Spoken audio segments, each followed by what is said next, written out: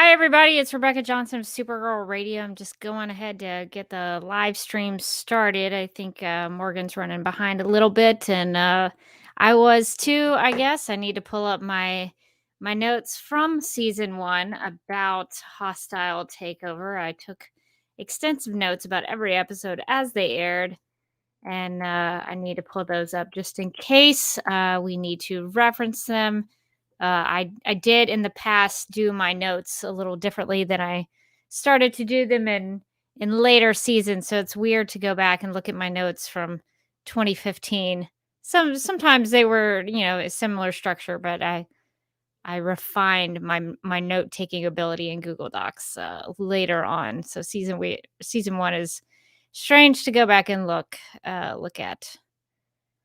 So there is that. All right. So I have all my notes pulled up. If anybody has any comments or questions, we're going to be, you can drop them in the chat if you do. We're going to be talking about a few news items that we have gotten a little behind on from all of the vacations and sickness and all the, the things that we've kind of prevented us from podcasting for the last month or so. So I've tried to compile some of our news items and then compile as well some of our feedback that we've gotten about the Supergirl Radio Rewind episodes. So we'll be getting to those as well. So if you do have any comments or questions, feel free to drop. If you have any snap judgments, drop them in the live chat. Make them hostile takeover related. That would be valuable to the podcast if you could do that. But as I wait on Morgan to arrive, if anybody has any questions or comments, please drop them in the live chat, and then I can get to those. But it's been really fun to go back through season 1 to remember some things that I had forgotten.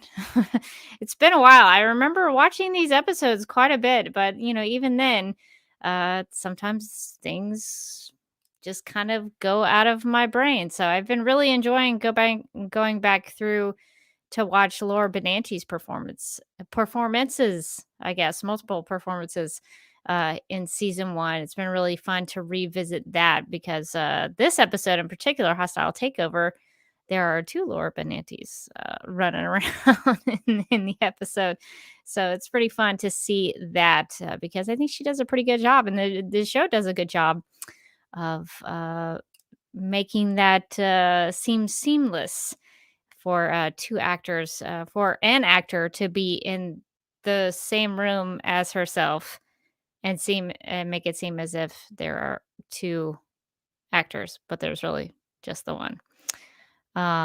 Let's see. There's some things hopping in the chat. Let's see.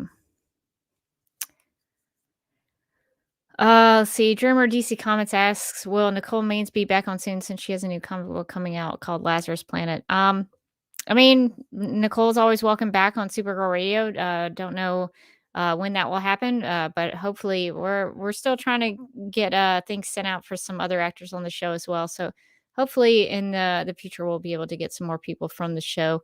Rachel asks, the only big thing I remember about this episode is Kat figuring out Kara is Supergirl. Yes, we will talk about that.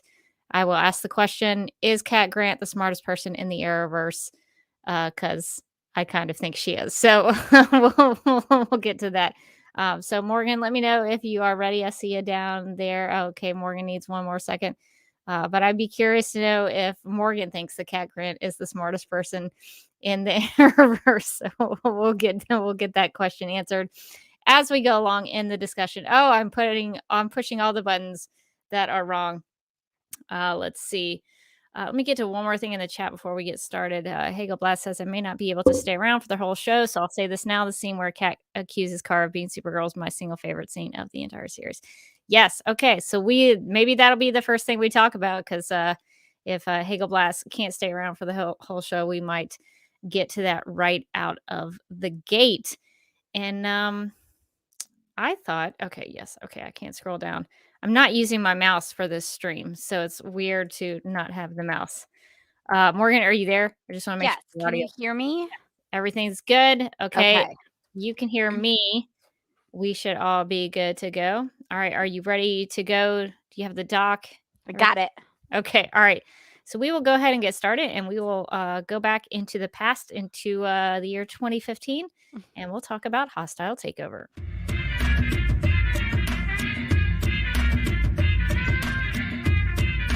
Leslalar's downfall is just that eyebrow twitch that she can't help doing. Could you imagine if Hope was like, let's add that to the PowerPoint?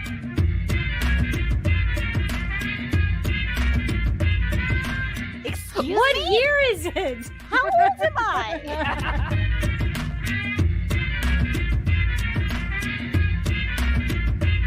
This is how the podcast breaks up. This is the last episode of Supergirl Radio.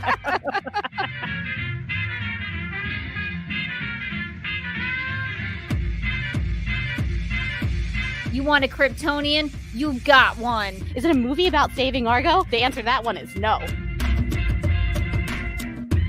It's called Witch for a Summer! ! Where does she want to go? Ask her. Talk to her. Really commune with flat Supergirl. Did we set the bar too high or too low? I think we set the bar real medium.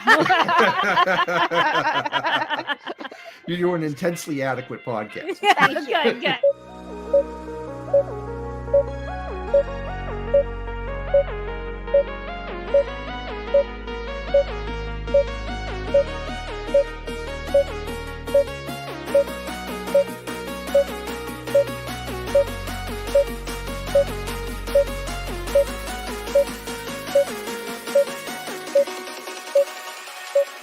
Hi, I'm Elizabeth Noyce, and you're listening to Supergirl Radio.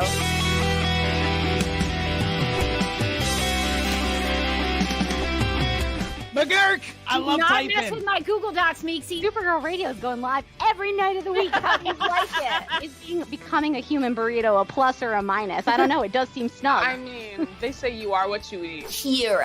I love that. So I do a podcast called Supergirl Radio, and one of our segments is Lena Luthor, Boardroom or Ballroom, because her outfit, She looks like a boss in this coat.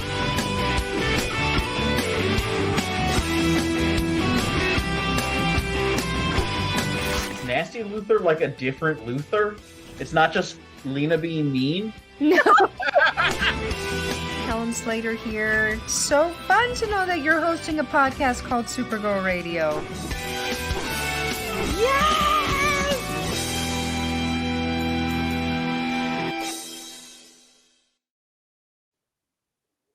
Welcome to Supergirl Radio, your source for all things related to the CW Supergirl TV series and the character of zor-el. My name is Rebecca Johnson. I'm Morgan Glennon. I was about to say character and car at the same time, and it really Sure. did not work for me. For this episode of the podcast, we are live and wired on the Supergirl Radio Facebook page and the DCTV Podcast YouTube channel to go back in time. Since Morgan didn't review Supergirl episodes as a full-time co-host of Supergirl Radio until the episode World's Finest, which aired in March of 2016, we are revisiting the first season to get Morgan's thoughts. This week, we'll be discussing episode 8 of season 1, which is titled Hostile Takeover. There's definitely a lot of hostility in this episode. But before we get into talking about all the things and all the ways in which there was hostility, we need to get to The news. On, oh goodness. I'm sorry. Are you okay? We're really starting strong in this. Yeah, episode of just Supergirl. trying to hype everybody up, you know. On September 28th, Kevin Smith took to social media to announce screenings and Q&A events at his newly purchased movie theater. Was it the Atlanta Movie House? Oh, I think it was the Atlantic Highlands, right? I'm sorry. I typed it incorrect. I think it's the Atlantic. You would know better than I do. I know It's in New Jersey. Yeah, a friend of Mike's actually works there, so. I guess from being from Atlanta, I used to live and work in Atlanta. I guess I'm just used to typing out the word Atlanta. So is it the Atlantic Movie House or is it? I think it was the Atlantic Highlands Movie House. Okay. I feel like, I mean, I know it's in that area. Okay. Yeah, You, it was the Atlantic Movie House, yes. movie theater Yes. in Atlantic Highlands. There you go. So is now known as Smodcastle Cinemas. And in 2023, Melissa Benoist will be part of a Q&A at the location in New Jersey. Now, we don't know any details as of yet, but keep your eye out for information coming from Kevin Smith and Smodcastle Cinemas for updates. So I'm gonna have to start following them on the soch because there's no way that he's gonna that Melissa Benoist is gonna be in like my area Yeah. without me being there. That seems crazy. And I definitely want to come up and see whatever this is. He just kind of listed Melissa Benoist as a list of Q&As and screenings that he was doing. So I don't really know what it's about, what she's going to be talking about. I assume she'll be talking about the Jay and Silent Bob movie that she was in. Was she in that? She was in one of those. She played like a superhero that was based on some sort of weed something or other. Sure. I don't know. Sounds like those movies. I can't remember what her character's name was. I haven't seen it. I've just seen like clips. So if anybody in the chat knows what the character's name is, Well, I know Kevin Smith has his comic book store in Red Bank, New Jersey. So this is like right around there, and I know that because Mike lived in Red Bank for a while and like grew up in that area, like the area Kevin Smith kind of came from. So makes sense that he would have. Is that a pretty famous movie house? Is that a pretty famous theater? Not that I know of. I just know it's like the movie theater in that area. So Okay. I don't know that it has like a long and storied history, but I would be the wrong person to ask. Okay, so the character name that Melissa Benoist played in what is the movie? It's Jay just and Jay Silent Bob reboot. Reboot, says Rachel. Yes, and her character's name was Chronic. And I see that that Rachel says Chris Wood and Jesse Rath also had cameos in that movie, which I did not know. Yeah, so Kevin Smith really utilized his Arrowverse connections to get actors for that movie. Seriously, I think she played a superhero named Chronic alongside of Val Kilmer was in it. So he was like, I guess the Batman, and she was sort of the Robin. I've heard that Kevin Smith is like a cool dude, and I feel like the casts in some of these movies make sense to me in that way, where it's like your pal Kevin calls you up and like, Yeah. hey, do you want to be a superhero named Chronic? And you're like, all right, Kevin, for you. Sure, buddy.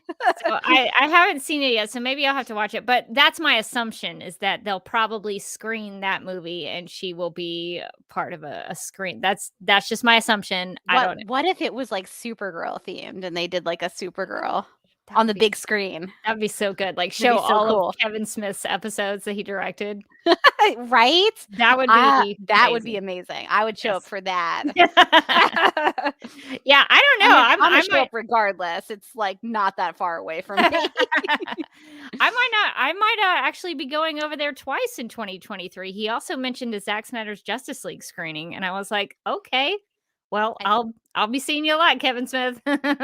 I'll need to think of some like fun places for us to go and like the moments you're not in the movie theater.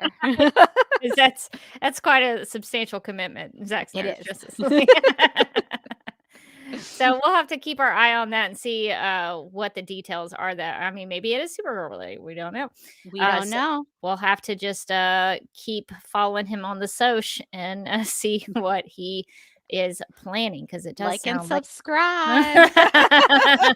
does sound What's like it? Smodcastle Cinemas is now what it's Yes. called. So he does have a Smodcast podcasting empire, I guess is how you would call it. Not really a network, a podcasting empire of sorts. Aaron says that IMDb also lists Melissa Benoist in Clerks 3. So really, he could just host a Melissa Benoist, Kevin Smith Cameo movie. night. Yes. I have not seen Clerks 2 or 3. Just seen the one. Yeah, I've just seen the original. I feel like I liked the original for what it was, and the other ones look like the budget's too high almost. Like I'm like, I don't know. Is it in black and white and it looked like somebody's handheld camera? That's kind of what I want from Clerks. This one has a budget and it makes me feel funny. Yeah, I've not finished out the trilogy, so I guess I'll have to do that at some point. All right, in our next bit of news, we have some more news about where actors from Supergirl are.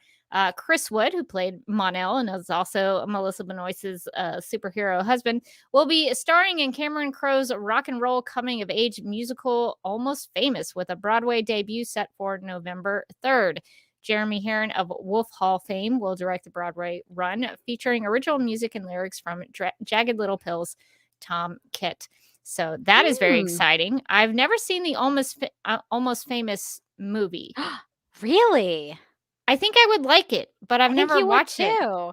Yeah, it's a good one. I haven't watched it in years, so I'm always hesitant. To like recommend a movie that I haven't seen in years, because have you ever had that experience where you're like, that movie is so good, and then you watch it years later and you're like, ooh, that wasn't great. I like that. So I'm always hesitant to be like, I haven't seen it in 15 years, but I'm sure it holds up. And then like somebody else is like, it didn't. But I feel like it does hold up, Rebecca. Yeah, I'll have to check it out. But I assume it would be pretty cool as a musical.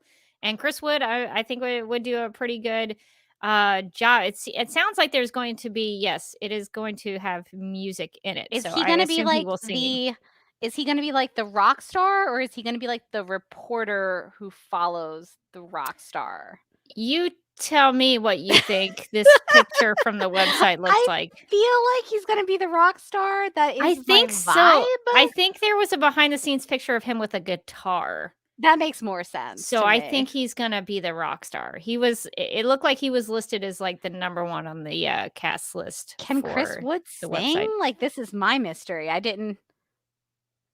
Does he have? Well, I mean, he I must, sure hope right? so for the for the performance. Let's hope for everyone.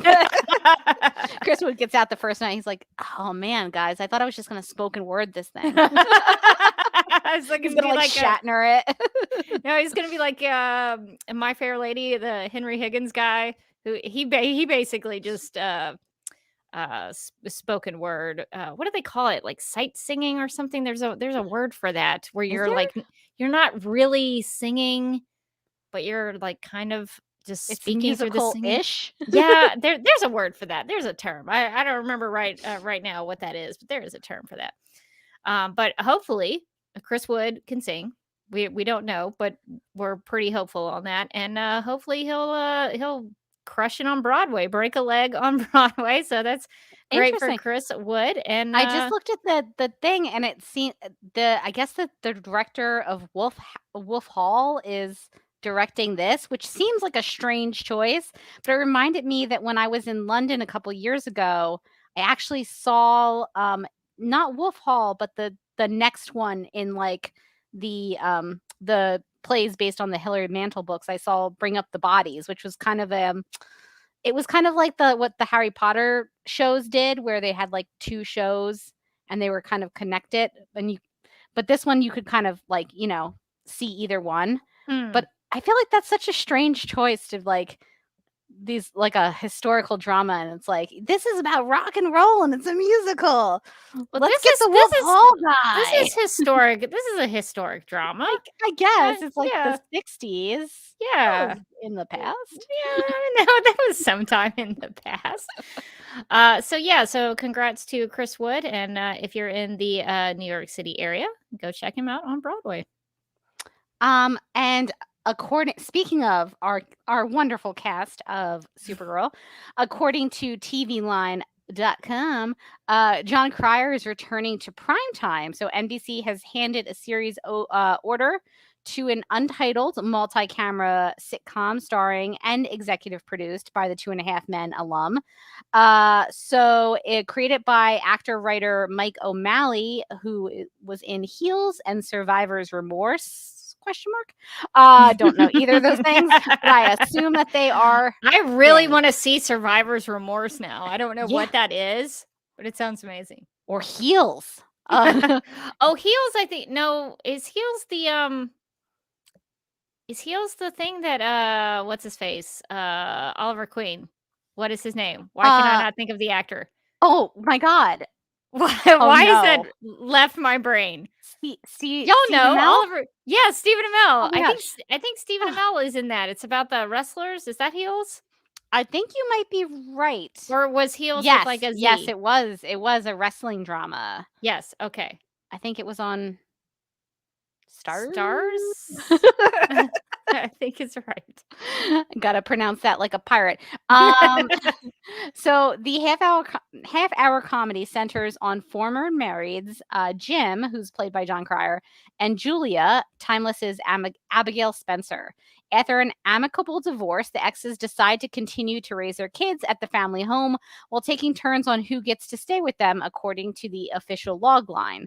Navigating the waters of divorce and child sharing gets more complicated for Jim when the owner of his favorite sports team, Scrubs Donald Faison, enters the picture and wins Julia's heart. So Turk is in this too. It's an Arrowverse reunion because Turk was going to be in Legends of Tomorrow. Oh yeah, he was going to be that Booster Gold. Booster Gold, yeah, that's right. I don't know why everything is just so out Booster of my Gold brain. and Lex Luthor are in this show. And that's how I would sell it to our listeners. I think the actors and the cast seems great. I don't know that the premise is all that exciting to me. The premise doesn't sound that exciting. No, it's like it's a sitcom, but they're divorced. Okay, anything else going on? No, not really. And there's a love triangle. Ooh, you know how everybody love likes love triangles. triangles. Do we? I don't know. Interesting. I'm happy for John Cryer. I don't know if this is my speed, but he's very successful in the multi-camera comedy sphere. He was very successful with 2.5 Men, so I think he'll fit right back at home with this series. So I don't know that we know what it's called as of yet. But I guess at some point they'll have to title it, so we'll know sometime soon. What if they also call it Heels? Heels Part 2. We got a winner. Let's just keep it. Heels the reboot. Heels the reboot. So that is what is coming up for John Cryer. And we have some CW news because, well, that's kind of connected to Supergirl, the TV series. According to Variety.com, Mark Pedowitz has reached the end of his current adventure at the CW. The longtime TV executive who has run the one-time joint venture between CBS and Time Warner since 2011 is leaving the network as Nexstar Media Group prepares to acquire the outlet, which has its roots in two antecedent networks. Did I say that right? I think so, yeah. UPN and the WB. How often do you use the word antecedent in something? That both cater to younger viewers. Nexstar is expected to close the deal at some point in the third quarter of 2022, but has already begun to run the network's operations. Dennis Miller, a longtime TV executive, not the Dennis Miller you might be thinking of. I think this is a different Dennis Miller. This is the longtime TV executive. Yes. Dennis Miller, a longtime TV executive who eventually moved into the world of venture capital, will take the reins as president of the CW. Miller has served on Nexstar's board of directors for the past few years. In addition to Pedowitz's exit, Variety is confirmed with sources that the CW's president of streaming and chief brand officer Rick Haskins and chief financial officer Mitch Nedick have also been let go under Miller. Nexstar is expected to start orienting CW's operations towards the demands of its primary business, ownership of local stations. For years, CW thrived on a rich vein of revenue gained from the sale of streaming rights to Netflix, but Warner Brothers Discovery and Paramount are more concerned these days with deriving their own revenue from streaming subscriptions and advertising sold alongside broadband distributed programming. Don't look for Nexstar to change everything. The network's name, the C, that was for CBS, and the W for Warner, is likely to remain as the CW, at least for the time being, according to people familiar with the situation. A branding refresh would likely cost a significant amount, and the network's name is already embedded in cable guide listings and smart TV selections. Pedowitz is expected to revive his production company, Pine Street Entertainment, where he was involved in projects including The Crazy Ones a comedy series starring Robin Williams and Sarah Michelle Gellar that aired on CBS. Wow, the crazy ones. That takes me back. I remember watching. I liked the crazy ones. I liked that show too. Yeah. Yeah, it was pretty good. So that was a short-lived Good cast series. on that one. Yeah, it was good. So that's the big news out of the CW. Mark Pedowitz kind of oversaw a lot of the Arrowverse stuff that was going on in the past when the Arrowverse was in its prime and thriving. So it's interesting. There's still a lot of shakeups going around in the WB Discovery, Warner Brothers Discovery, whatever they call themselves. There's a lot of things still happening, and that includes the CW. So just wanted to make everyone aware of that in case you are interested in what was going on with the CW. Always something. Always something, never ending with the shakeups going on at Warner Brothers Discovery. But you know what? I'm interested in it. I think I'm curious to see where they take this, because it's a lot of moving and shaking going around. Yeah, I've been following it from afar, just going like, now what are they doing? The only thing I don't understand is why. What is Nexstar? I don't even know. I don't know, but they wanted those CBS, those CW affiliate stations. They wanted them real bad. Yeah, they didn't buy it for the the Arrowverse. Let's put it that way. They bought it for all those sweet affiliate stations. Nexstar is starting to make a name for itself, so keep an eye on Nexstar. Moving on up. All right, well, that is it for our news section. So, Morgan, I think we need to hop in the. Let's say we're going to hop in the Legion cruiser. Ooh. And we're going to go back in time to, I think, December 14th, 2015. I wore a sweater, not a Christmas sweater, but I feel like I'm in December mode.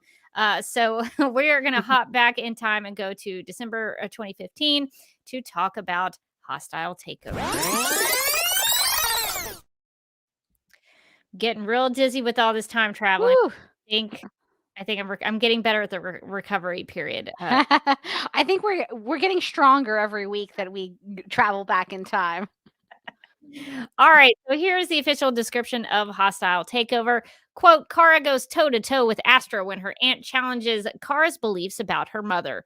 Also, Kat is threatened with being removed as the CEO of Catco after a hacker exposes her private and damaging emails, unquote. So the one thing that they conveniently leave out of this, because it's a huge spoiler at the end of the episode, but this is the big episode in season 1. 8 episodes in, we get the reveal that Kat Grant has figured out that Kara Danvers is Supergirl. Morgan, is Kat Grant the smartest character in the Arrowverse? Definitely. She put that all together. She was like, like when Supergirl was out of commission, you had a broken arm, and then like when you were feeling better, Supergirl was better, and like she was like, take off your glasses, and Kara's like, no, not my glasses. My favorite is like when Kara like takes off her glasses and Kat's like, that right there is confirmation. And it's like you couldn't just mentally remove those frames. She didn't even really. I mean, she didn't technically look like Supergirl when she took it off, though. Like, it would have made more sense if she didn't, because her hair was kind of up a little bit. So it'd make more sense if, like, she took them off and she had the, the kind of the for lack of terms, like the princess curls, like Supergirl had in season 1. Yeah. Then that would have made more sense. But I guess she figured it out. It would have been funny if Kat was like, take down your hair and take off your glasses, like She's All That style. My favorite is like the commitment to the bit, though. They're like, my God, she's beautiful now. She looks the same. She just doesn't have glasses on. But no, I love that Kat like put it together herself. Like, a lot of these things seem to be adding up, and I like that she's like, thanks, you like really saved me a bunch of times, and Kara's like, what? No, not me. Season 1 Kara is so bad at lying. It's really funny.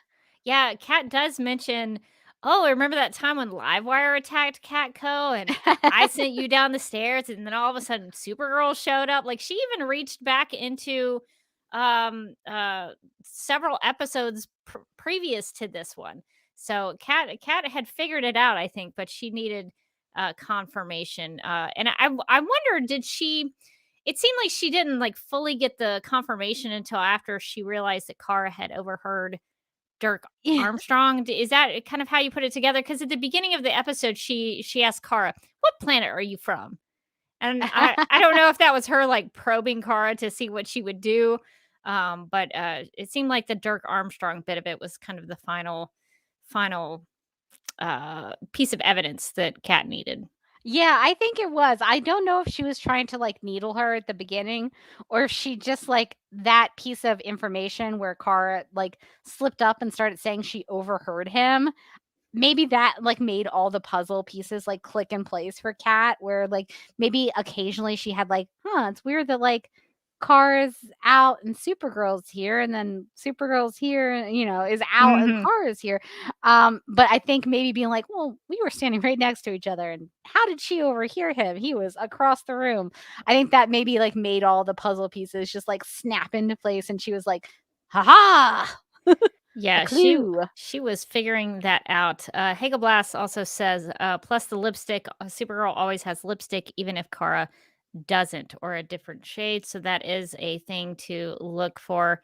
And CM Goutier 74 says, especially since Kara's broken arm healed within a day. That is something that I think would be suspicious. I feel like Kara, you'd have to commit to that bit. Like you'd have to like wake up in the morning and put on your fake cast and go to work for like a month. You'd have to be Oh like, yeah, for a long yeah." time. That would not heal overnight. You would have to really Like trying to get get the coffee out of the coffee machine with the one arm, and you're like, I can take this out, but I can't. I feel like they should have just continued that as a bit throughout the first season, that like episodes later she's still like putting on the cast while she's getting into the elevator. Well, that would have made it harder to know that Kara was Supergirl. Here, it's very easy, and Kat did it. But this is going to be the first of many times that Kat is going to figure out somebody's superhero identity, which is a running joke throughout the series. She sort of calls it with Barry Allen. She knows immediately that James Olsen is Guardian because of the she can see his the slit in the mask.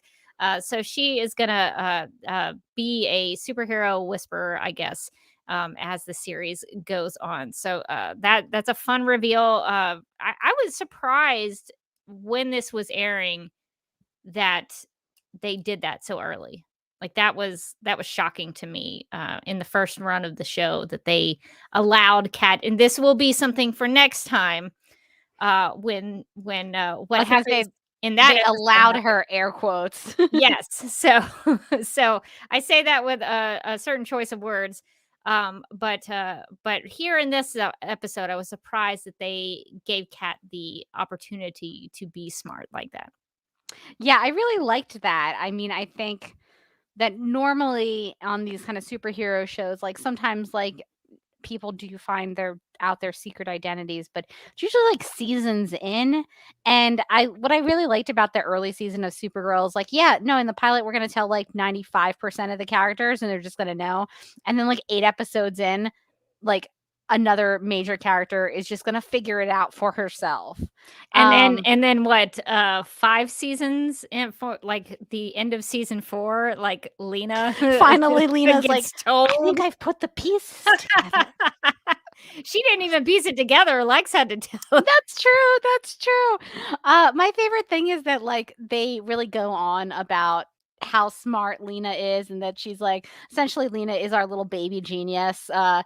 And she could not put together a lot of obvious signs that Kara and Supergirl were the same person. But Kat is like, you were really mad that I called her Supergirl. Why is that?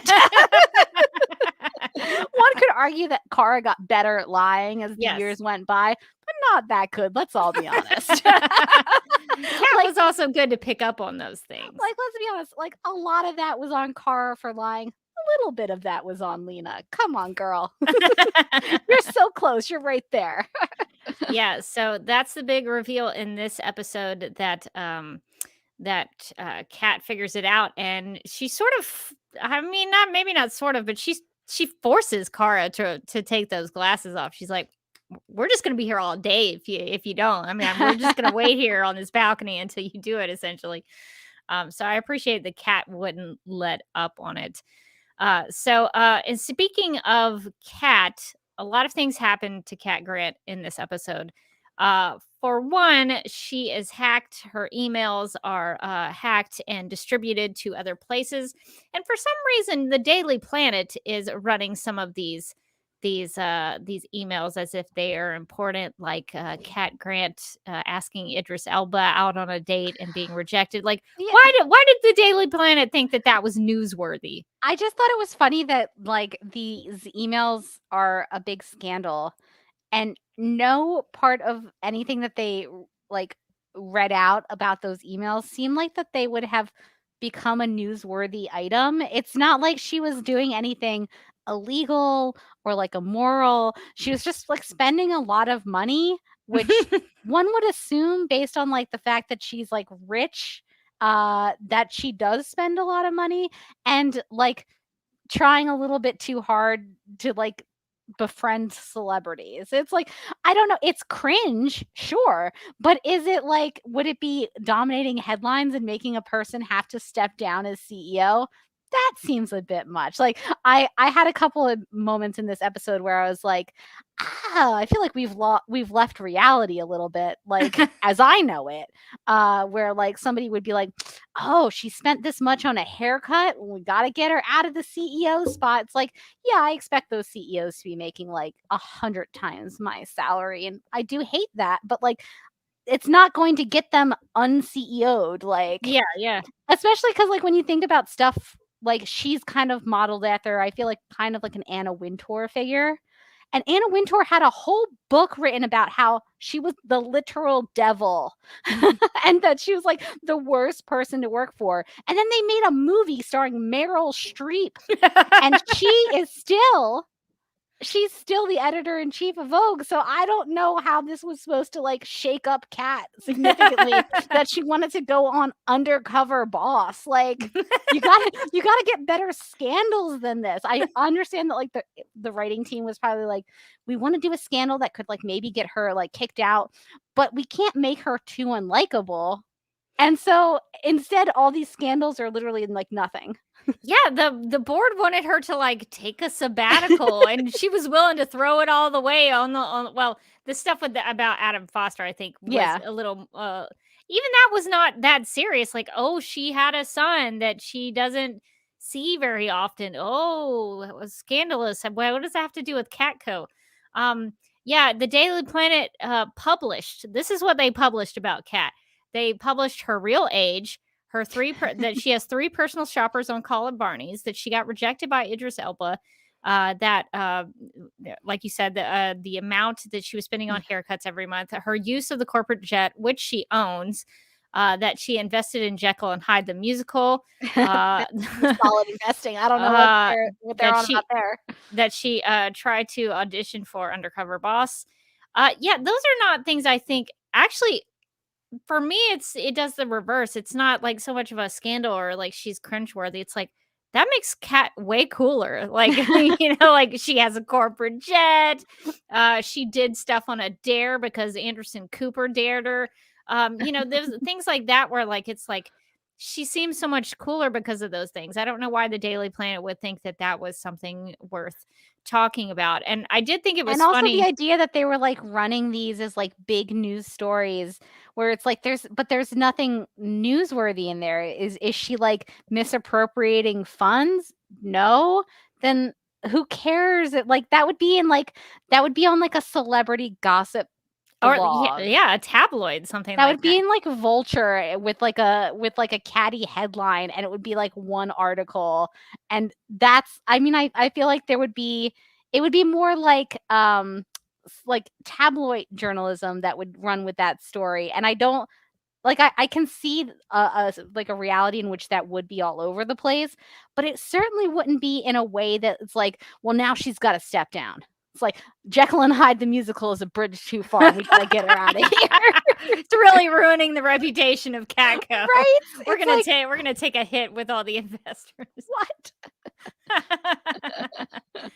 Yeah, and I did think it was also funny. There were some digs at Lois Lane here, since there was a mention of the Daily Planet. Apparently, James also found that she had 317. I just want to repeat that number. Emails referring to Lois Lane as something that Kat would call to her face and worse. So even that wouldn't have been that interesting. And I did think it was funny that the one of the the legal people that Kat talked to at Catco, she was like, she said something like, if you found out if you had Lois Lane's personal emails, wouldn't you publish those? And I was like, well, Lois probably had a lot more interesting personal emails given her relationship with Clark Kent. Seriously, those might actually be newsworthy. Like, it's nothing that we're hearing from the Cat emails. I think that's the funniest thing in this episode, is that nothing that we hear from these Cat emails is really that scandalous. It's not normal rich person nonsense. It's I'm sure Lena Luthor had at one point some personal shoppers on retainer, and I can imagine she would have been an amazing contestant on Undercover Boss. But well, Lena Luthor, if her emails got out, she could potentially be in trouble. That probably would have been kind of bad for her, unless she's smart enough not. I feel like Lena Luthor, because she's got those Luthor genes, she's not putting in an email, LOL, whoops, science murdered a guy, right? She's not. She's not putting that in writing. One hopes. I mean, she would have to. Well, I guess for her research purposes, she would have to document oh, this guy didn't make it. We've got to get rid of a body. My bad. Calling up old Carl at the morgue again. So I would be way more interested in reading Lena Luthor's emails. Those are going to be page turners. Let me just tell you. It's like, I've been invited to speak at a children's a children's birthday party. I must have a gala dress. furs and furs. Could you attach one fur to another fur? Just kind of build me up a collar. They're like, make me an animal. It's like, ma'am, you're just giving a speech at career day at a school. And she's like, no, I'm going to chop her into this school. And they're like, ma'am, that's incredibly wasteful. Yeah, I feel like the Lena Luthor emails would be incredible. The Cat ones are very tame. Yeah, considering her power and her great wealth and her influence. I did think it was funny at the end. Kat says something to her security guards about Dirk Armstrong, and we'll talk about Dirk a little bit, but she says to them something to the effect of, make sure that he's paraded around as a criminal in front of the press. And I was like, you are the press. Well, who are you talking about, Kat? You are the media. Wasn't one episode ago, she was getting on TV and giving everybody a hope speech. Why doesn't she just attach that camera and be like, look at this Joker? And just train it on him. Yeah, that did make me laugh. That it was make sure the media sees him. So you? Or... are you going to send a photographer down there? Guys, I mean, a pretty prominent one works for you. Is he gonna follow them down there, or James is just standing under there, arms crossed, going look at that guy. And they're like, James, you want to put on that camera, get down there? He's like, nope, I'm already sort of transitioning into my next thing. Cameras are for suckers. I have a special one that I only bring out on special occasions, when it gets run over. I was going to say, when I'm going to throw it under a car. Yeah, so Cat Grant being hacked was basically the plot from a man named Dirk Armstrong who wanted to take over Catco, and Cat gets back at him for hacking her emails by hacking his emails. Morgan, what did you think about all that? There's the super friends like Kara and James and Wynn are all investigating all of these emails, and then Lucy is brought in as a legal consultant. So, what did you think about them doing all of this to help Kat defeat Dirk Armstrong? I really liked them like all working together to try to get to the bottom of like what's going on with Dirk. And then like they do like a kind of a classic heist situation where like Carr is the lookout and Wynn's directing James where to go, and James is like, oh, how do I plug a thing into a computer? Like, ooh, it was like a Zoolander situation where it's in the computer. James is gonna be okay. And I really liked that kind of like the little heist that they figured out about halfway through the episode. I will say, I cannot believe that they actually paid the actress who plays Lucy for that one single scene where she had like 3 lines, and they were like, "My name's Lucy Lane," and that was like most of it. And it's like, wow, that's. I don't know that I would have wasted my guest star allotment on that, but you do you, boo. Yeah, I appreciated that Lucy was there. She didn't really need to be. I wonder if maybe they had originally intended to have more Lucy in the episode, and then they were like, no time. Yeah, I think this will set up Lucy becoming closer to Cat Grant and working for Cat Grant, because she has like 3 jobs in season 1. So I think this is foreshadowing what is to come there. The one thing that I was confused about with the Super Friends investigating everything and helping Cat Grant defeat Dirk Armstrong and the foil to take control of Catco, the thing that I didn't understand is, why couldn't Kara just speed read all the emails? Why did she need James and Wynn's help to read the emails? That's such an amazing question. She was like, "Oh no, I've got to read all these emails. Everybody take a pile." And I was like, "Wait, you're Supergirl." Girl, what if she just like wanted them to feel like they contributed? She's Sure, like, honestly, yeah. I've got a lot going on in kind of my personal life, and I don't care that much about this. But let's all get together as a team. You do a bunch of work I could do in 5 seconds, and you do a bunch of work I could do in 5 seconds, and I'm gonna sit over here and like really like chew on my problems. She's like, maybe she's like, listen, I'm down. I can't be doing all this reading. They're like, but it would take you 2 minutes, and it's like, doesn't matter. It's going to take you about 5 hours. You should probably get to it. That's I didn't even think about the fact that she can speed read, and that does make it so much funnier. I think that they really wanted to have like an everyone's working together thing, but like sometimes Kara's powers really do get in the way of that, where you're like, why doesn't she just do it?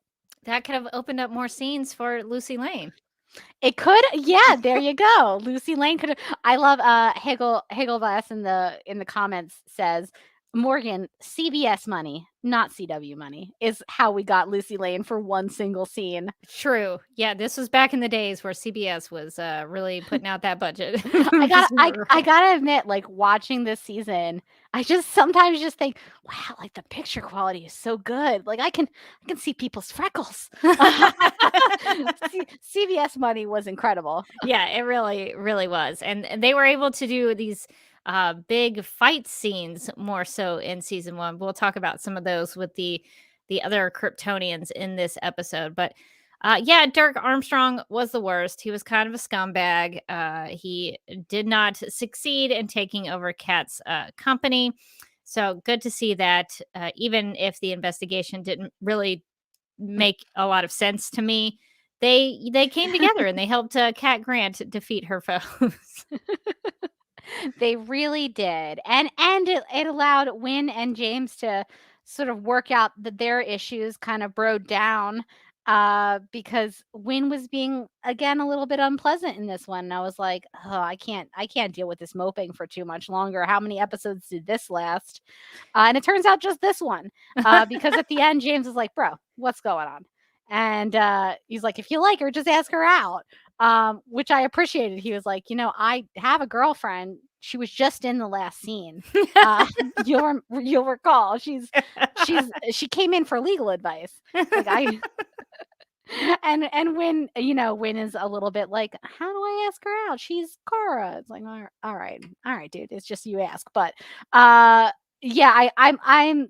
This isn't. I don't believe the end of the sort of love triangle, love square, rhombus, whatever form it took, but it did. I feel like I didn't like Win being really unpleasant to everybody and just kind of moping and being kind of a jerk. So I appreciate it that he seems like at least he will go back to the Win that we know and love.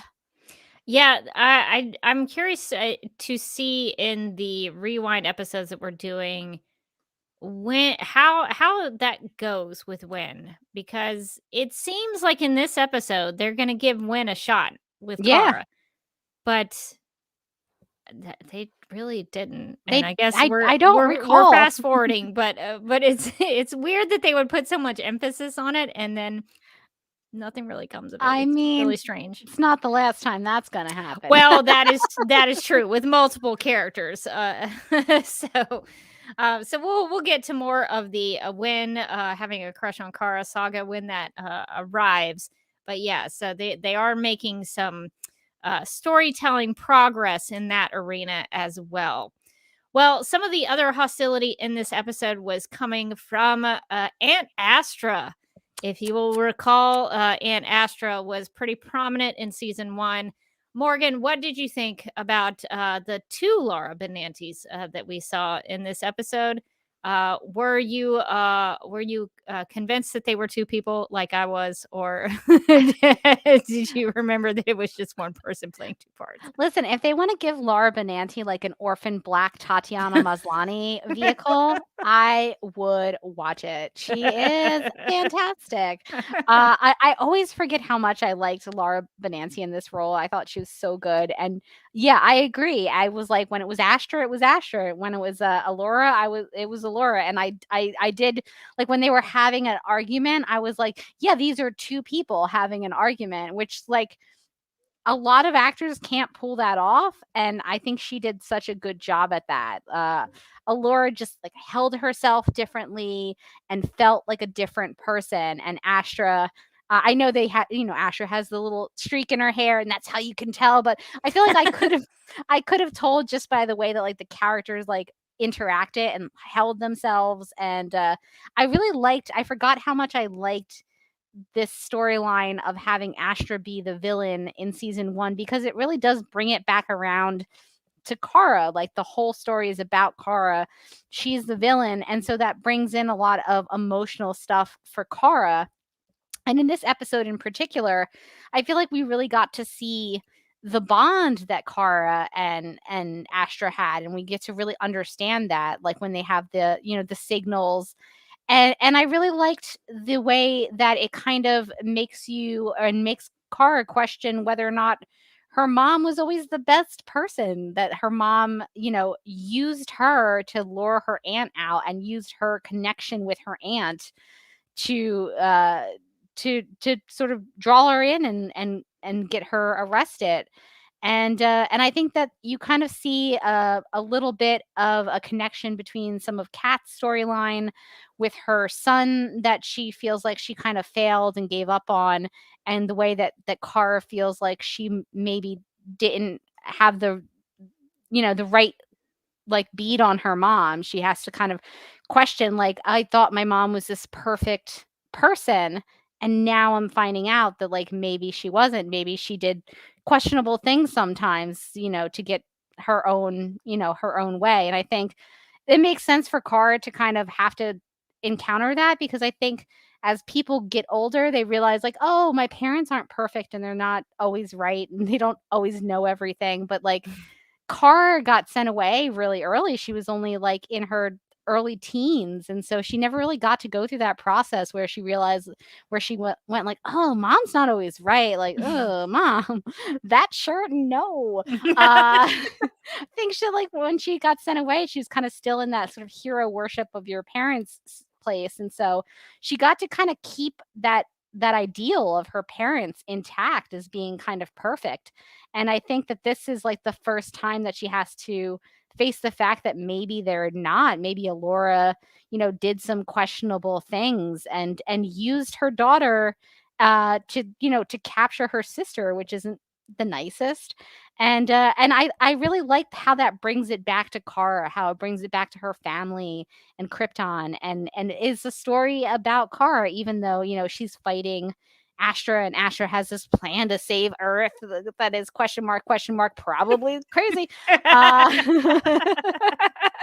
She's like, you want to get in on this? She's like, no, Astra, I don't think I do. If Astra had stuck around, I feel like she would definitely be in a bunch of Herbalife MLMs. She'd be like, get on board in my downstream, and no, Aunt Astra, I don't want to do that. Somebody that you kind of soft block on Facebook, where you're like, no, I don't want the pills, Aunt Astra. But yeah, I really liked the way that it was a story about Kara, and so much of season 1 was really good at making them stories about Kara. But I think having the villain be her family, just kind of intrinsically makes it about her. Yeah, there's a really powerful moment where Supergirl confronts Alora's AI, where she one of the great lines I think in that scene is Kara screaming out, "Well, was she right?" And I think that's such an interesting question that Kara has to deal with, that all of this stuff went down with her mom and her aunt, and now she's seeing what her aunt has become. Maybe she got a little crazy in Fort Ross. She went a little nuts. But the fact that Kara was still just trying to figure out who was right, who was telling the truth, because she's hearing it from both sides. She doesn't really know. For me personally, I would maybe trust my mom more than my crazy aunt who's attacked me several times. I think I would maybe tend to side with someone who has not physically tried to harm or kill me. But that's just me. So Kara, for some reason, is conflicted by this whole thing. But yeah, I really love that scene. Melissa is so good. That's one of the good scenes. One of the great scenes of Supergirl in general, the whole series, is that scene where Supergirl confronts her mom's AI and uses heat vision on her. Yeah, that was one of my favorite scenes in this episode. And I think now that I'm thinking about it, I think anytime you allow Melissa to just go there emotionally, it's always going to be something great is going to come as a result. And that scene really hit me in the heart. Yeah, she was she has all these questions. She wants to have a conversation with her mom, and there's her mom, and she can see her, and it's a robot who cannot answer because the programming says no. I guess Alora, when she was putting in was oh, do I want to have an answer for should we been more aggressive with the whole planet blowing up thing? No. Shut it down. No comment. No, Do not respond. no comment. No comment, essentially, is what the AI tells her. I thought that was such a good scene, and Melissa did such a great job. And I love that Alex was in that scene too, and kind of brought her back from the edge and was I'm here for you. And I really love the sister connection in the early days too, kind of setting up how important they are to each other. Yeah, there's it's all about Kara's family, and Alex is part of Kara's her Earth adoptive family. What I think is interesting about this episode that I've never really put together before is, and I think the reason I haven't is because I was under the impression that Astra was killed off because Laura Benanti I can't remember at this time if she was going back to Broadway or she had a daughter. She'd had a baby. I think she had just had a baby. Yeah. So I think there was definitely something that caused her to leave. But what I thought was interesting about this episode is it seems like they set it up for her to leave in this episode, because Alex has a conversation with Kara about, are you ready to, are you capable of killing Astra? Because you may have to do that. And I was like, oh, I know what's coming later down in the season. It's very telling that Alex asks her that question because, spoiler alert, Alex kills Astra. So they did do a good job of foreshadowing here. So that's actually kind of blowing my mind right now, is that they've set this up in episode 8 that Alex will then later on in the season be the one who does step up and have to kill Astra. So I don't know. I was like, oh, I did not realize that was embedded in the story so early. So That's that so was cool to see. I see a comment from Hegel-Bless who says, Benancy was scheduled to do a play in New York City during spring 2016 and would have been unable to film the rest of the season. Yeah, I couldn't remember if it was the career thing or if she had, because at some point she did take a break, I think, to spend some time with her family. So couldn't remember the exact schedules there. Yeah, but Astra is really busy in this episode, kind of running around doing things. What are your thoughts on Non at this point? Astra's husband, Non. Yeah, Non just kind of seems to be around, right? Like he's like, I'm a scary dude. She's like, stand down, sir. And he's like, okay. He's definitely more like bloodthirsty than she is. She's like, he's the one who's really pushing her, like, you gotta kill your niece. And she's like, I mean, we can get her to join us. And he's like, or murder. But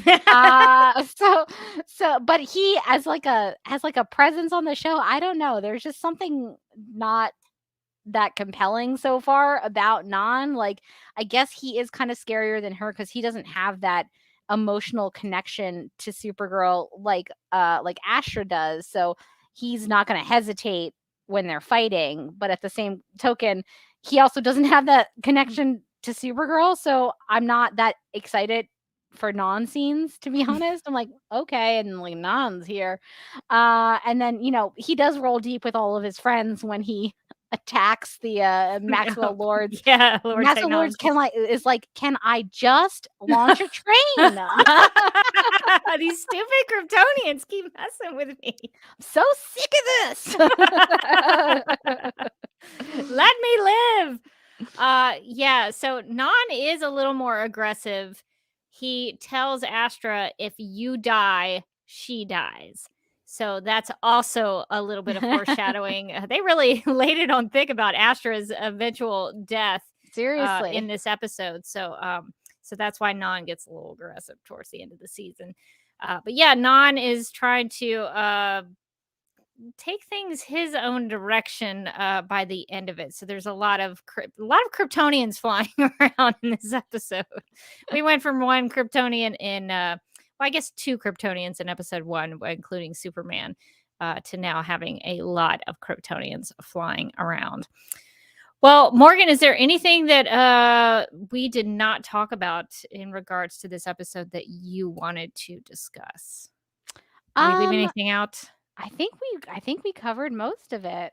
I think that was most of the episode. I really enjoyed this one, though. I think that they really did a good job on keeping like the Cat storyline moving, keeping the Astra storyline moving. They were both kind of like equally as exciting and kind of like grabbing you. And so I think that this was another good one. It's like season 1 was really just the hits. The hits keep coming. Season 1 is pretty great. We'll have to discuss the next episode. That episode made me like the maddest I was until throwing the Hope Totem into the sun. Blood Bonds was the most mad I'd ever been at the show. So we'll have to see if the rewind of it will be any better for me. But yeah, these first 8 episodes are just fantastic, just so good. And while my final thought on this is that while we've been talking, having this discussion, I think it's really interesting that they in season 1 set up Kara / Supergirl to have these 2 maternal figures that I had not really put together. And what I think is so good about this episode in particular is that Cat Grant is sort of her maternal figure in her earthly sphere. In my opinion, she's kind of that mom that Kara didn't have growing up. She's now, she has a maternal figure in her life. And then Astra is this other maternal figure because she looks just like her mother, Allura. And the 2 of them are very different in how they interact with Kara. And I think it's really interesting that this episode, in my opinion, sort of pitted those and gave a nice contrast to the two of those. So I really like about what they're doing with that in season 1. Okay.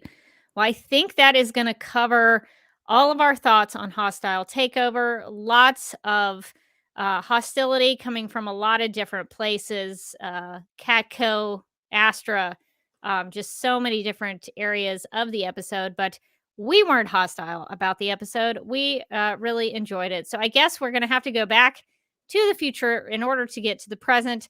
So we will leave 2015 behind until another rewind. Okay, now that we are back in the present, I guess. Good to be back. Good to be back. I guess we should now get to some listener feedback.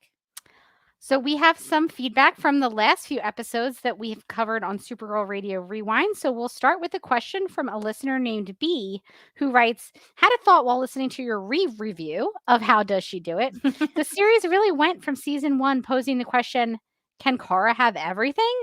To us all wondering, can Kara have anything? By the end. So true. It's so true. How does she do it? She doesn't. Yeah. Brutal. Well, yeah. Oh, poor Kara. Poor Kara. It was more so just a writing choice that was made. Well, she was doing a lot better in season 1. And then by the end of the show, the hits just kept coming, but not in the way I said earlier. It was more like physical assaulting hits. Yeah, it was more not like the just let top her hits. All right. Well, we have some thoughts from Daryl. So Daryl sent in some thoughts on Red Faced and asks the question, quote, does the DEO pay Supergirl? Because they always act like they do, but the subject of compensation never comes up. And Daryl also says no one is appreciating what Kara did in saving those kids. That guy had it coming. I believe that was the time that she saved the kids from the bus. They were in the bus. Oh, And yeah. she like broke his arm. I think that's the guy. I think so, yeah. Daryl goes on to say it's a little hard to get invested in James's relationship with Lucy since they're obviously building up to James and Kara. Right now in Red Face, they probably are, but it's interesting kind of reading this after Hostile Takeover because it seems like at this point they're trying to build Kara and Wen for some reason. But yeah, so Daryl says it's obviously that they're building up to James and Kara. I think it's a little rude of James to invite Lucy without asking Kara first. Obviously, she would have said yes, but the way James did it wasn't quite right. Yeah, James doesn't really have the boundaries thing worked out with Kara and Lucy in season 1. Daryl also says it's far easier to get invested in Kat's relationship with her mother, even though we never see her again. Yeah, don't get too invested in Kat's relationship with her mother because that will not be revisited. So true. Daryl also says, much like Kat, I also think Kara's apologizing too much, especially since she's not wrong in getting angry at Kat. Seeing Kara be upset at thinking she'll never have a normal life is a big reason Clark should have been around in season 1 so that she could see that it's possible. The show likes to pretend Kara doesn't kill in later seasons, but she definitely does, and Red Tornado is merely the first example of that, unquote. Yeah, even in Hostile Takeover, she says something about, well, Superman doesn't kill. Like, I mean, sometimes Mostly. they do. Yeah. He tries to be good. Everybody's got to have a cheat day. An email about Human for a Day. Daryl asks, why is Kara going back to work after just getting released to Kat to go home because of her cold? We all love the show, but sometimes the writing is pretty inconsistent. So, Oh, I guess is the question Kara going back to work after just getting released to Kat? I see. Like Kat says to her, like, you're sneezing, get out of here. Go home. And then later on, she comes back into the office. Yeah, if Kat told me to go home, I would just stay home. I'd be like, all right, Whatever. Car I don't have to is be that at work. one coworker that you have that feels like they are winning some sort of award of like bravery by coming into the office and giving everybody their germs, and Car like sneaks back in like, "Hey, I'm still here." Touches all the surfaces. He says, "We all love the show." Okay, but sometimes the writing's pretty inconsistent. James and Lucy looking for a rental seems pretty fast for a couple that has just been back together for a few weeks. They made us sit through this Cara, Wynn, James love triangle mess a lot. Wynn has really got to get over himself. I do agree with that. Yeah, there's a big focus on the love triangle in these first couple episodes. Probably the only, I would argue, the only downside of these season 1 hits is it's just kind of uninteresting. They But just the always love themselves a love triangle. They couldn't help themselves. rest of season 1 is great. That's not so much the great part, is the love triangle. Also about Hostile Takeover, the episode that we're discussing this week, Daryl writes, "What happens to the Catco board after season 1? They disappeared like the Super Friends office and any chance at the Car and James ship. Seeing such close family members become enemies is a real bummer. They have Cara learn some heavy stuff about her mother that the show just doesn't bring up in later seasons." Well, I don't know. I guess some people could probably argue that the stuff with Cara and her mother does get revisited in, is it season 5? No, season 3. When Yeah, Argo? I definitely remember some stuff coming up with her and her mom about like this kind of stuff. Yeah, I think to be fair to the show, I think they did revisit the Allura stuff with Cara in season 3. So there is that. They probably should have done more with Allura and with there was this whole Argo City of Kryptonians. Maybe they could have done more with that. I feel like that would have been my preference. But they do talk about that in later seasons. Daryl also writes, quote, "James is right. He's not in Wynn's way. If anything, Wynn is in his own way." And Daryl also asks, "Why are so many of the DEO agents in the final fight carrying regular weapons?" Unquote. Well, the DEO did that a lot. They would take just regular weapons to fight aliens. But I assume that the weapons maybe not were regular. Maybe they did have some sort of souped up bullets or something like that. So I would assume that maybe the DEO agents are carrying some heavier artillery. I'd hope so, or else they like DEO just like doesn't have the budget for special weapons. And like, good luck, you guys. You're a government agency. Don't they just like throw around money willy-nilly? You'd Just think so, ask for but- some like special alien guns. The alien guns come later. Kenny wrote in with some thoughts about the Supergirl TV series, saying, "I love the series, and while the show did things well, it had a great cast and a great Supergirl / Kara and Melissa Benoist. There were a ton of wasted opportunities. The show didn't pull from the Supergirl comic book runs enough. There are some great Supergirl comic book stories the show could have pulled from, like the cancer story, which would have shown that Supergirl can't save everyone as much as she tries." Yeah, I think Kenny is thinking of the trade paperback called Supergirl Way of the World. So if you're interested in that story, that is what that is. He goes on to say the show didn't have enough faith in having Supergirl stand on her own as a character. The show didn't have enough 2-episode crossovers with other DC TV Arrowverse heroes.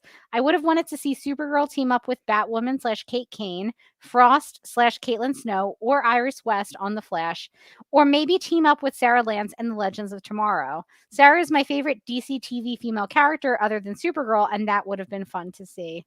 Yeah, I do. I wish that we did get some more team up episodes, kind of like we get in this first season where Barry comes to visit, like more like less Arrowverse spanning crossovers and more like Kate Kane's in from Gotham to chill. What happens? So I guess here, Morgan, I would give you the floor. If you were going to pitch a story with Supergirl and Sarah Lance, what should they be doing?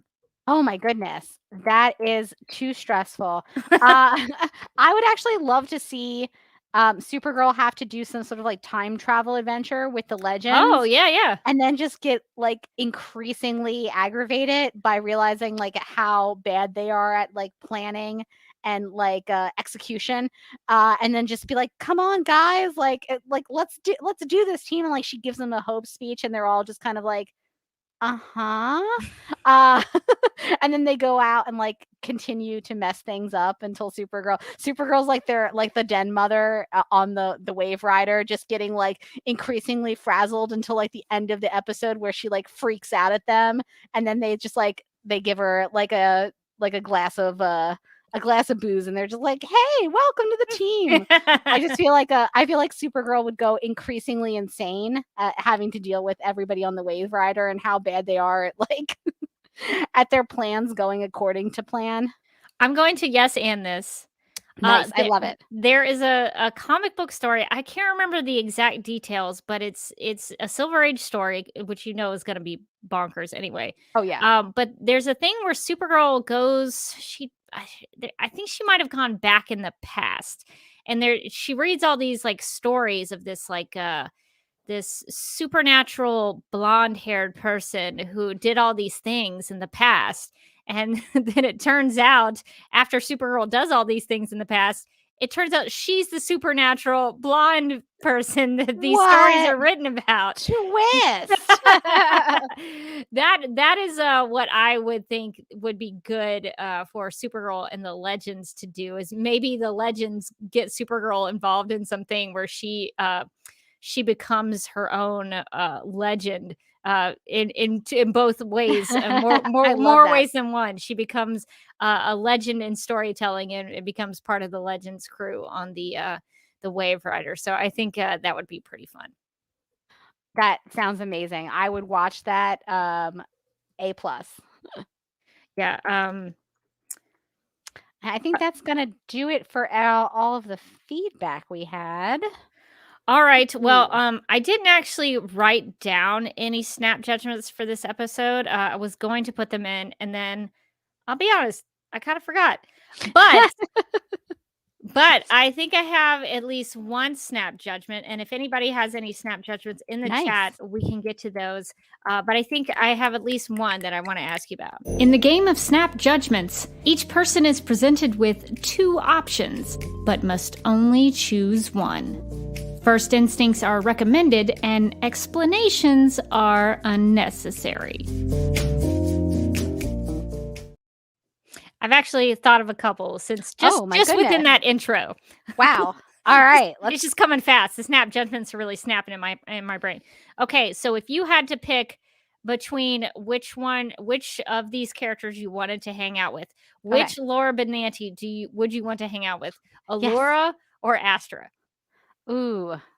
It's gonna be Astra. She just seems like more fun.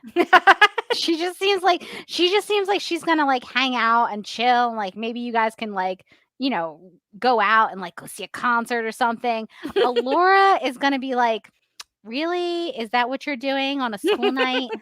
Allura, I think is probably like a great person to give you like reasonable life advice and like maybe like financial advice or something. But I don't think that she's gonna be like the most fun hang.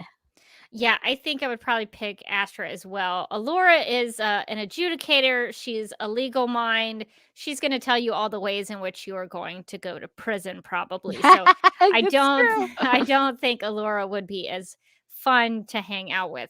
Okay, so second snap judgment. If you were a part of the Super Friends going on their little mission in Hostile Takeover, would you want to be the lookout? Or would you want to be the James who has to go and put the stressful little thing in the computer? Oh, that's a great question. I would absolutely want to be the lookout. That's like, you don't have to really do anything. You're just looking. I can look very well. I can look over here. I can look over there. I can be like, hey, guys, there's somebody over there. And they're like, Morgan, you crushed it. You did your job so well. I'm like, thank you. I did. Meanwhile, James is like sweating bullets, like undoing the back of a computer. I don't want to be that guy. I don't want to be in that. That's too much pressure. Yes, that is way too much pressure.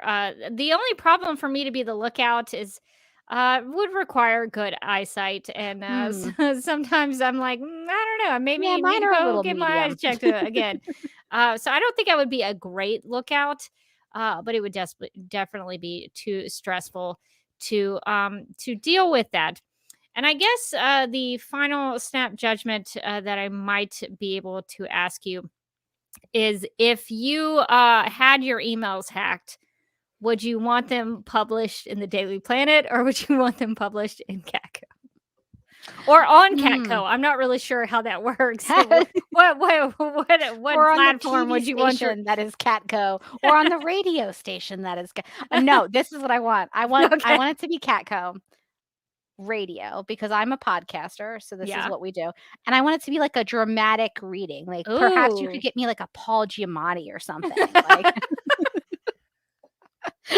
I need somebody with like some heft to them. To like we'll get David Harewood. He's got like a great voice. It's like a British David Harewood. Don't try the American accent, David. No.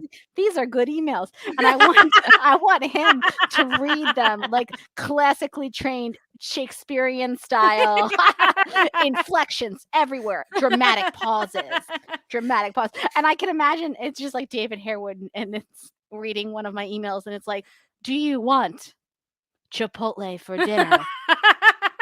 I do know we had it last week. Or the email says, per my last email. Per my last email. That would be amazing. I like that. What is it? Is it Serial? What is that? There's a podcast that was really famous for being like an investigative podcast about this chick who had been murdered in. It's Serial, and the reason I know this is because I know it's an investigative podcast about somebody who'd been murdered. This is my whole brand. But it was also kind of the podcast that got me into podcasts, and also into true crime. But also they had huge news this week, which is that the guy who was in prison just got out, and they're not retrying him. So he's out now. So yes, that was Serial. They really changed the course of history. I think the podcast I might be thinking about is for that guy.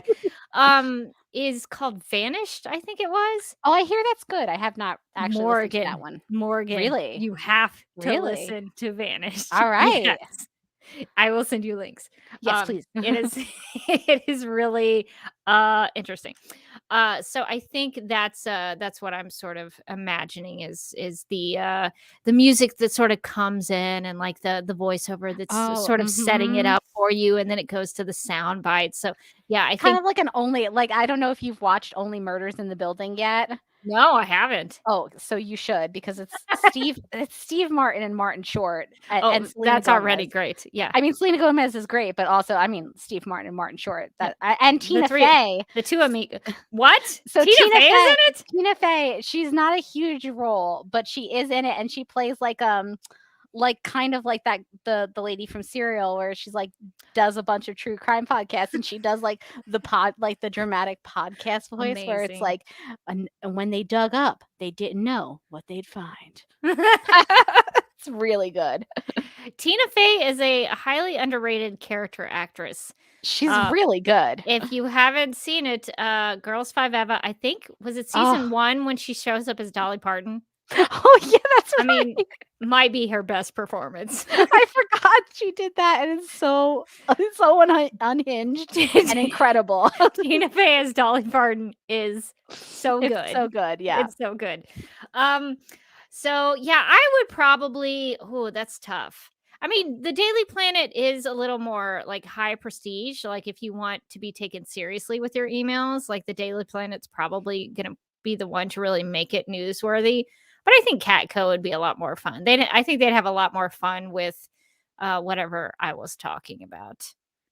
I don't know. Now I'm trying to think of, what do I email? Like what's in my emails? It would be interesting. My work email, very dry. My personal, but I was like, my personal email, that could have some spicy stuff in there. And then I'm thinking about it. I'm like, oh no, it's like a lot of me forwarding things on and being like, should I buy these shoes? Really riveting stuff. Not that exciting. Oh my goodness. Well, unless we have any other snap judgments. Oh, I think we had one in the chat from Tiana, who asks, would you rather interview Astra or Allura? Oh, see, now this question, I might change my opinion or my snap judgment. I think I'd rather interview Allura because I would want to Ooh. know about the High Council of Krypton. I would want to know about all the political stuff that went on. I would want to know about her where she lived. I would use Allura to ask her about all of the things about Krypton because I feel like she would be honest with me. She would tell me as much as she could, and I think she would be a wealth of knowledge about that subject. Yeah, I kind of agree with you. I think Asher is going to be cool to hang out with. Asher's going to know like a good bar to go to that's like, oh my God, there's a rooftop. Astra, so crazy. And we're going to have a great night. But if I'm like interviewing somebody, I'm like trying to get into like the nitty gritty. I feel like Allura is going to be the more interesting person. Like you said, like she knows all about, she knows all about Krypton, like the Krypton society. Astra's too busy doing other stuff, too busy doing like blowing stuff stuff and up. killing Yeah. people. Yeah, I don't think that's going to be as interesting as like, the High Council stuff and like, hey, maybe you shouldn't have like blown up the planet so much. Like, did you try to stop him from doing that? I feel like you could get some hard-hitting questions on Allura. Allura would also have sweet stories of Kara as a young girl, so that That's would be true. fun. I'm just hitting all kinds of buttons. I'm Yeah, sorry. me too. This is why I should always use my mouse when we do these live streams because it's very different. But yeah, I think Allura would have lots more to talk about, so that's why I would pick that. Well, thank you for everyone who played Snap Judgments and sent them in, and Morgan for playing the ones off the top of my head. Very, very fun. No judgments on your Snap Judgments. Okay, Hagelblast in the chat says it has a request for a full cast audio drama of Morgan's emails and the replies. We could make that happen. We could get Amy so involved. I could exciting. get Bill Meeks in this. We could get Andy from the Flash podcast. We could do that. Will you pick up dinner on your way home? It's like, no time tonight. Let's get pizza. It's going to be really riveting stuff, you guys. Most of it relies around, what are we eating for dinner tonight? Should we go to the grocery store or get takeout? That is so funny. Well, maybe if we don't have any content for Supergirl Radio episode, maybe we shall do that. All right. Well, I think that is going to do it for this episode of Supergirl Radio and our Supergirl Radio Rewind. And now we need to get to some Supergirl Radio and DC TV podcast network plugs. If you would like to contact Supergirl Radio, you can post a comment on our website at supergirlradio.com. You can email us at supergirlradio@gmail.com. If you'd like to leave us a voicemail, you can call us at 678-718-7252. You can like us on Facebook and follow us on Twitter and Instagram, all at Supergirl Radio. You can listen to us on Apple Podcasts, Stitcher, iHeartRadio, Google Podcasts, Radio Public, Podchaser, and Spotify, where we also have a Spotify playlist that includes music featured on and inspired by the CW's Supergirl TV series. We are listed on DC's fan page, which you can find at dccomics.com/DC-fans. If you like what we do, we encourage you to give us a rating and write us a review on Apple Podcasts. If you enjoy our Supergirl Radio live streams, make sure to subscribe to the DC TV Podcast YouTube channel and hit that notification bell to get notified when we go live and wired. DC TV Podcast also has a TeePublic store, so if you're in need of new DC TV related t-shirts, tank tops, sweatshirts, onesies, mugs, notebooks, pillows, or stickers, go to supergirlradio.com and click on the TeePublic store link at the top of the page. Supergirl Radio is part of the DC TV Podcast Network, so if you also like The Flash, Legends of Tomorrow, Black Lightning, Titans, Doom Patrol, Batwoman, Stargirl, Superman and Lois, and the upcoming Green Lantern, Justice League Dark, and Strange Adventure shows, and DCTV After Dark. You can subscribe to the DCTV Podcast Mega Feed on Apple Podcasts. Follow at DCTV Podcasts on Twitter, and like DCTV Podcasts on Facebook, or else. This has been a message from Hope, inhabiting the Flash vessel, also known as New Rachel. And since this episode had a lot of Catco in it, we have Catco designs that we would like to suggest. Yeah, so we've got some Catco designs in the DCTV Podcast T Public Store. So we've got some Catco Worldwide Media merch, as well as some Keep Calm and Chop Chop. That is Cat Grant's catchphrase in the show. I don't think a lot of characters had catchphrases on Supergirl, but Cat Grant surely did. So she had a phrase that we can put on a mug for you if you would like to get it from the T Public Store.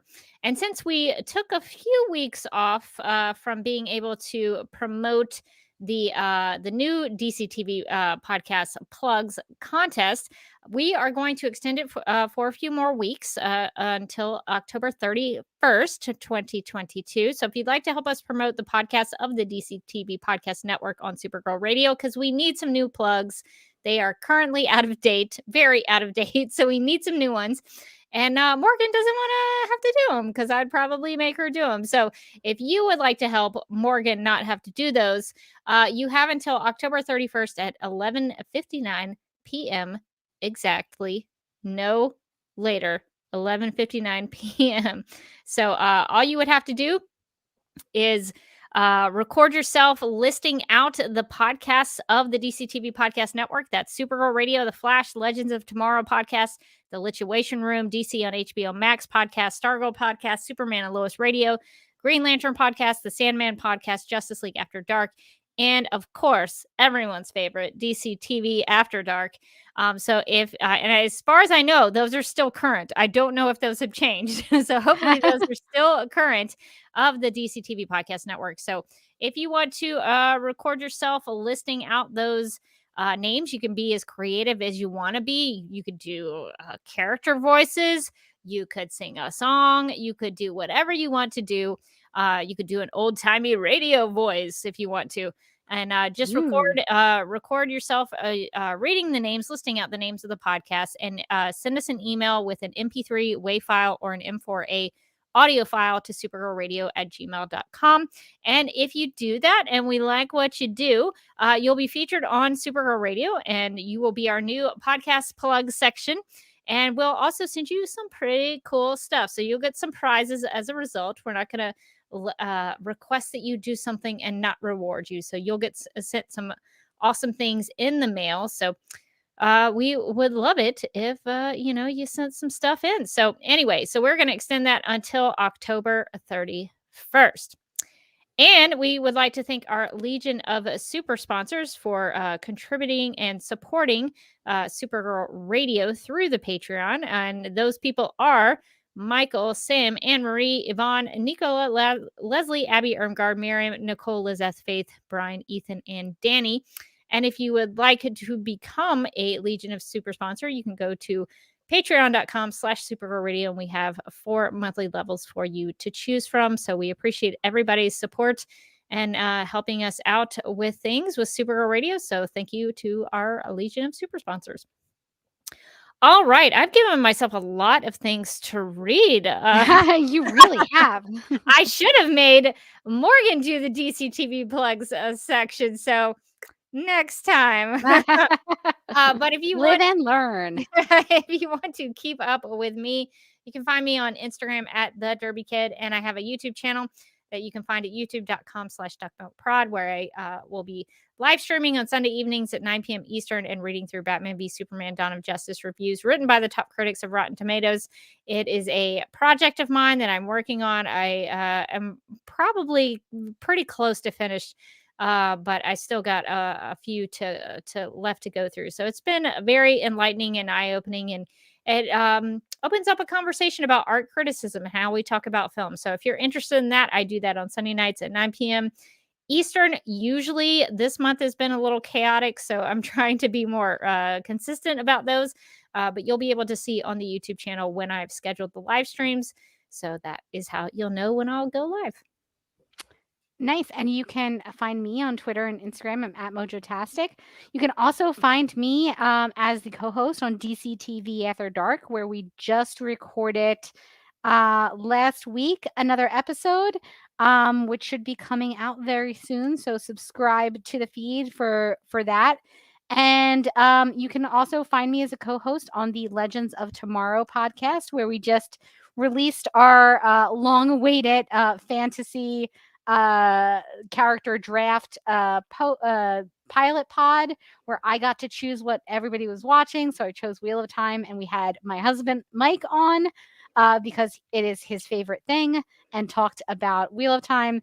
And now we are coming up on spooky season, so we are doing our annual spooky swap. So I believe we are watching the original Halloween this week. So if you have thoughts about Michael Myers and the original Halloween and Jamie Lee Curtis, you can go ahead and tweet us at legends_podcast, or send those to the legendspodcast@gmail.com, and we'll read them on the podcast.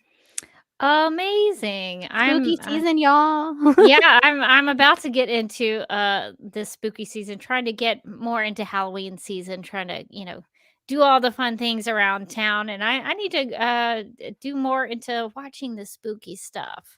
The older I get, the more I realize that I'm more aware of my mortality. So when I watch horror movies and scary movies, it sometimes sinks in about, mortality when I watch them. So I've kind of in my old age, I'm starting to realize that I can't handle horror movies like I did when I was in high school. I used to love horror movies. So I need to get back into them and see if I still can get over them. I've realized, and this is maybe a challenge accepted thing, but I've realized that because I watch so much spooky stuff and so many horror movies, I'm kind of immune to them now, which is also kind of a bummer, because I feel like, when you see like a really good horror movie and you're like really messed up by it, it's kind of a fun experience a little bit. I don't know. That probably makes me sound weird, but I just don't like have that experience anymore. I just like watch them and I was like, that one was crazy. And then I just like go blissfully to bed. Like, I like watch them right before it's like 12 midnight. I'm like, all right, time to hit the hay, as I just like watch somebody like horribly murdered. So I don't know. I feel like the more you watch them, the more desensitized you get to them, which I feel like is totally the case, because when Mike and I first started dating, he like didn't watch horror movies at all, and was like messed up when we watched when I made him watch The Conjuring, and now he's like, spooky season. We'll watch something, he'll be like, what have you done to Mike? Yeah, it's so funny. We watched for this spooky season, he had recommended like The Exorcism of Emily Rose, and he's like, oh, I remember watching it years ago and it was so scary. We watched it, and I turned to him and I was like, it's a little bit boring, Mike. And he's like, yeah, I remembered this being so scary, but it's not scary at all. And why is there so much of a courtroom drama? I was like, I don't know. I object. So the point is, you can get over your fears by just like continuing to watch more and more scary movies. Yeah, I'm kind of a chicken. When I watched The Ring for the first time when it came out, that one messed me up. I was rough for like a good day. I had trouble sleeping that night. So there are some movies that I'm still like, yeah, I don't have any desire to rewatch that. I don't remember if I've told this anecdote before on the podcast, but like the first time I saw The Ring, the theater was almost sold out. So me and my friends were just like, okay, whatever. We'll just like, I guess there's room in like the second row.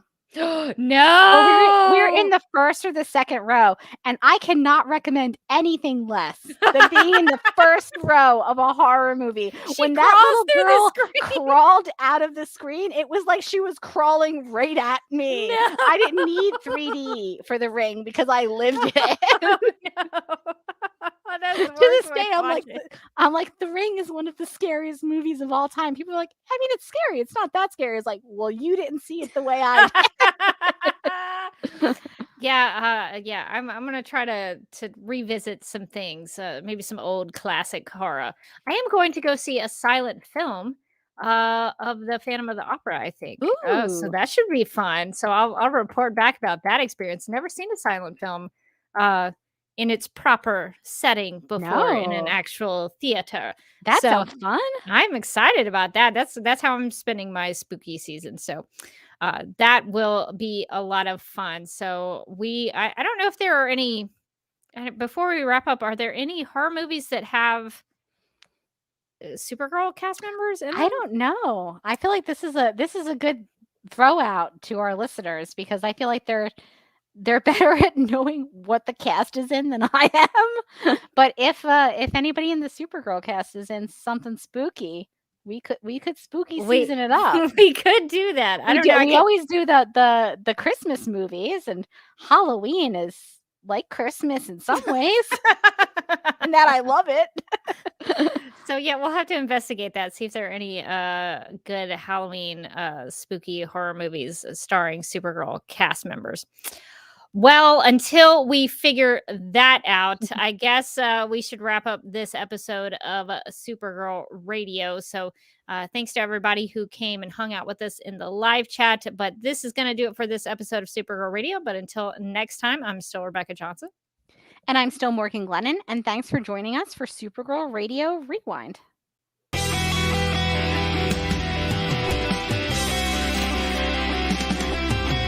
McGurk! I love Not typing. mess with my Google Docs, Meeksy. Supergirl Radio is going live every night of the week. How do you like it? Is becoming a human burrito a plus or a minus? I don't know. It does seem snug. I mean, they say you are what you eat. Kira. I love that. So I do a podcast called Supergirl Radio, and one of our segments is Lena Luthor, Boardroom or Ballroom, because her outfit, She looks like a boss in this coat.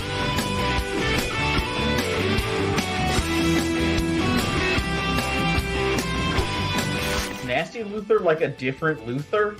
It's not just Lena being mean? No.